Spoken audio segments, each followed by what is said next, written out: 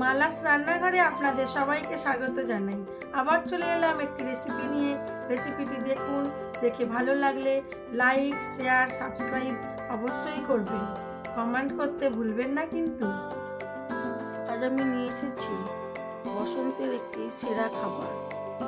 চলুন কি করছি সেটাই দেখাই। ছোট ছোট পাতলা পাতলা সরু সরু নরম নরম ডাঁটা, এগুলোকে খুব ছোট্ট ছোট্ট করে কেটে নেবো। এগুলো ছাড়ানো যাবে না। আর যেগুলো দুই একটা একটু মোটা আছে সেগুলো দিয়ে আরেকদিন অন্য কিছু করবো। এই সরু নরম সজনা ডাঁটাগুলোকে আমি খুব ছোট ছোট করে টুকরো করে কেটে নেব।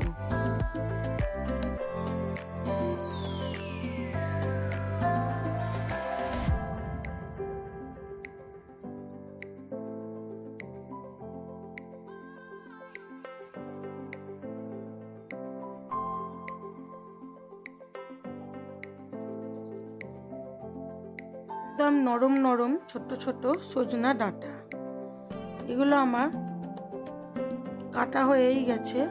এবারে আমি এগুলোকে দিয়ে কি করি সেটাই আজকে শেয়ার করব। চলুন।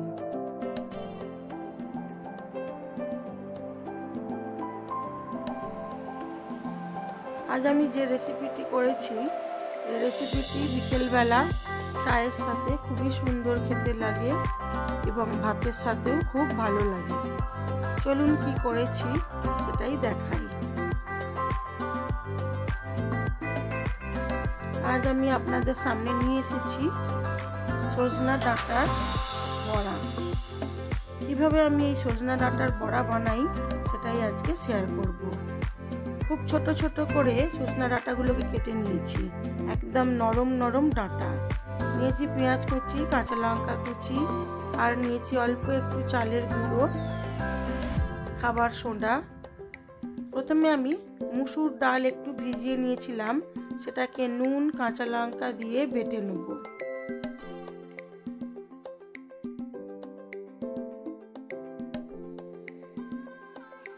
মুসুর ডালটা আধ ঘন্টা 45 মিনিট ভিজিয়ে রেখেছিলাম। ওটাকে মিক্সির মধ্যে দিয়ে দিলাম। ওর মধ্যে দিলাম কিছুটা পরিমাণ খাবার সোডা, আর দিলাম কাঁচা লঙ্কা আর নুন। সব কিছু দিয়ে মিক্সিতে মুসুর ডালটাকে শক্ত করে বেটে নিয়েছি।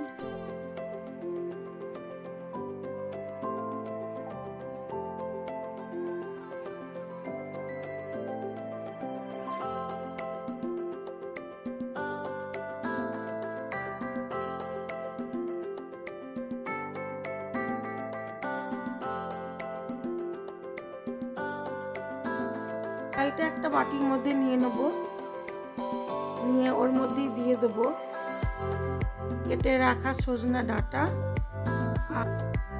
ডালটার মধ্যে একটু চালের গুঁড়ি মিশিয়ে দেবো, 1 থেকে 1.5 চামচ। ওটাও একটু মিক্সিতে অল্প একটু জল দিয়ে ঘুরিয়ে নেব।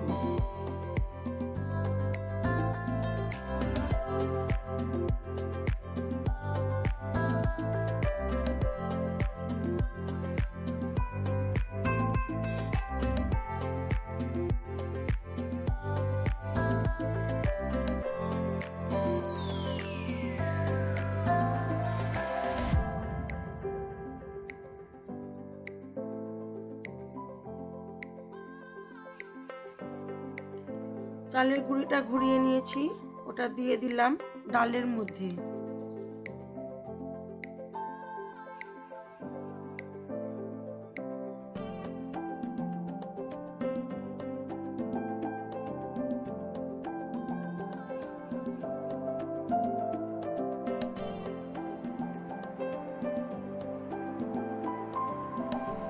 দিয়ে দিলাম কেটে রাখা নরম ডাঁটাটা।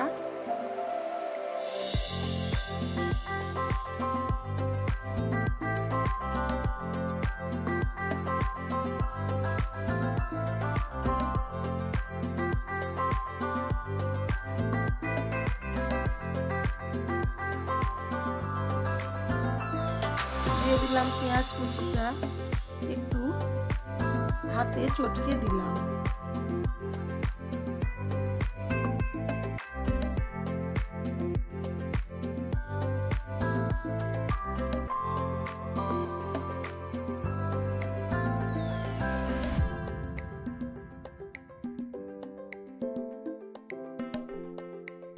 এগুলোকে সব কিছু একসাথে ভালো করে ফেটিয়ে নেব।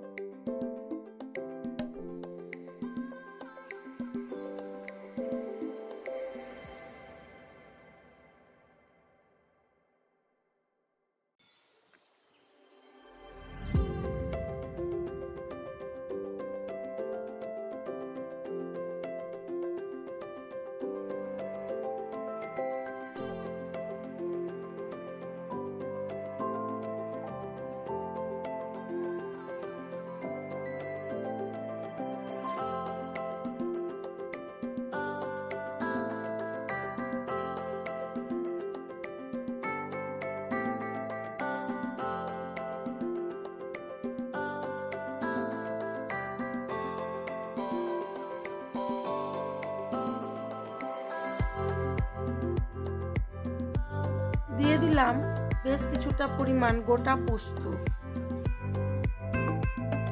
এটা আমি করব সর্ষের তেলে।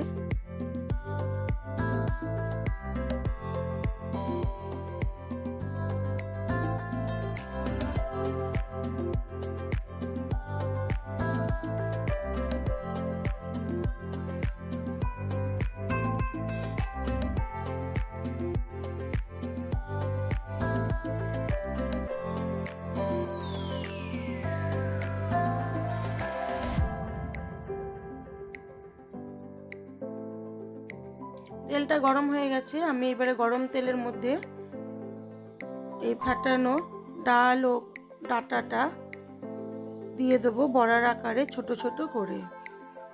কম আঁচে এটাকে খুব ভালো করে ভেজে নেব।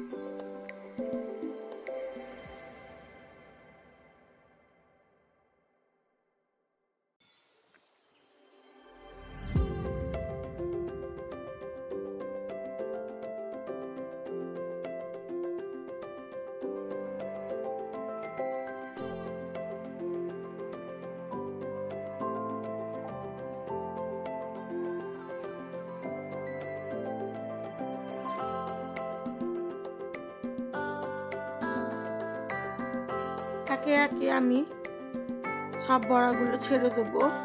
তবে একটা বড়া ছাড়ার আগে একটাকে একটু হালকা ভেজে নিয়ে উল্টে দিয়ে তারপরে ছাড়ছি আর একটা, না হলে একটার সাথে একটা লেগে যাবে। অনেকেই বলেন যে বড় ভিডিও হয়ে যায়, তবে কিছু কিছু ক্ষেত্রে কিছু করার নেই, না হলে পদ্ধতিগুলো ঠিকঠাক দেখানো যায় না। সেই জন্য এক একটা ভিডিও একটু বড়ই হয়ে যায়।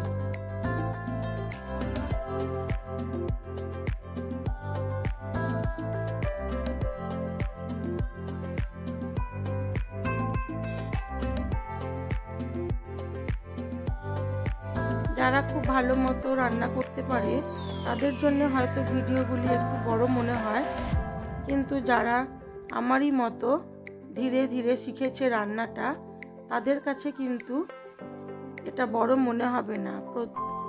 প্রত্যেকটা পদ্ধতি দেখালেই তবে তারা বুঝতে পারবে কিভাবে জিনিসটা তৈরি হচ্ছে।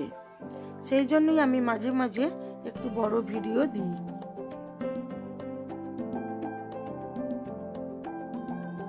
আমরা অনেক কষ্ট করে রান্না শিখেছি, সেই জন্য আমরা রান্নাটাকে কিভাবে কি দিতে হয় বা কিভাবে করলে বুঝতে পারবে মানুষ যারা ভিডিও দেখছে, তারা বুঝে জিনিসটা তো করবে, সেই জন্যই আমি এইভাবে দিই।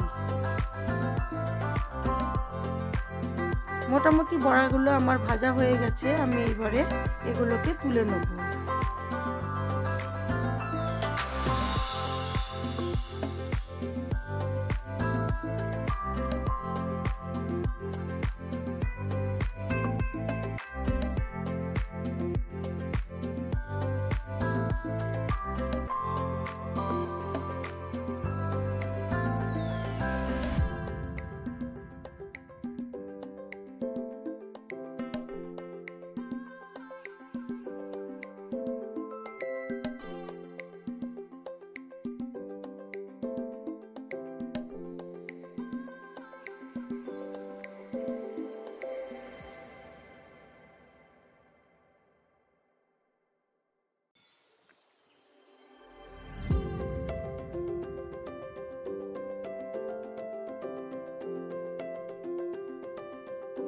আমি এগুলোকে তুলে নেব।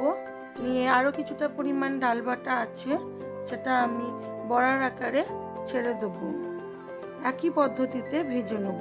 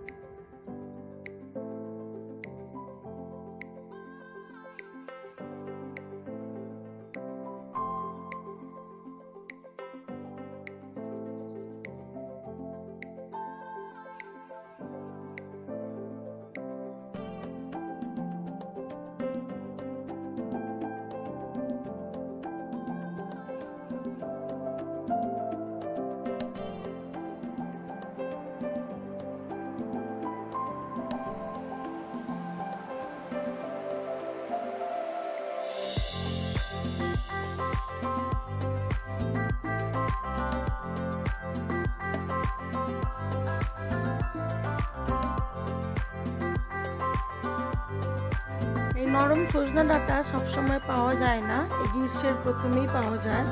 সজনা ডাঁটা এই সময় খুবই উপকারী একটি সবজি।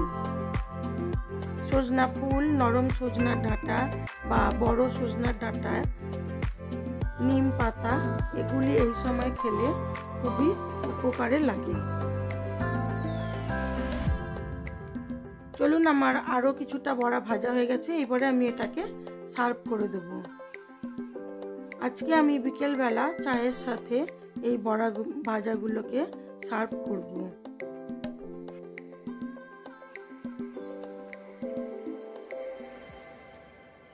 নরম সজনে ডাঁটার এই বড়াগুলি প্রথম পাতে ভাতের সাথে খেতেও খুব ভালো লাগে।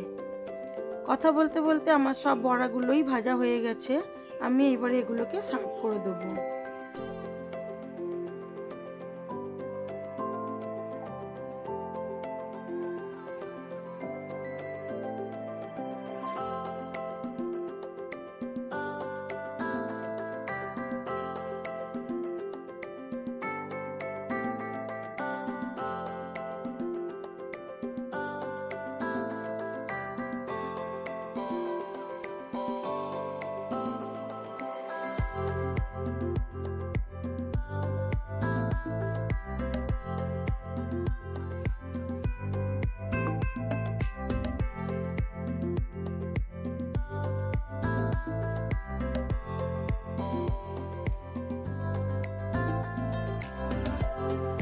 এখানে স্যালাডের সাথে বড়া ভাজাগুলোকে সার্ভ করেছি। শসা, পেঁয়াজ, গাজর আর একটু পেরি পেরি মশলা সবের মধ্যেই ছড়িয়ে দিয়েছি, অল্প একটু বিট নুনও দিয়েছি। আমার এই ভিডিওগুলি যদি আপনাদের ভালো লেগে থাকে তাহলে লাইক, শেয়ার, কমেন্ট অবশ্যই করবেন। যদি নতুন বন্ধু হয়ে থাকেন তাহলে একটা সাবস্ক্রাইব করে দেবেন। সবাই ভালো থাকবেন, সুস্থ থাকবেন, নিজেদের খেয়াল রাখবেন।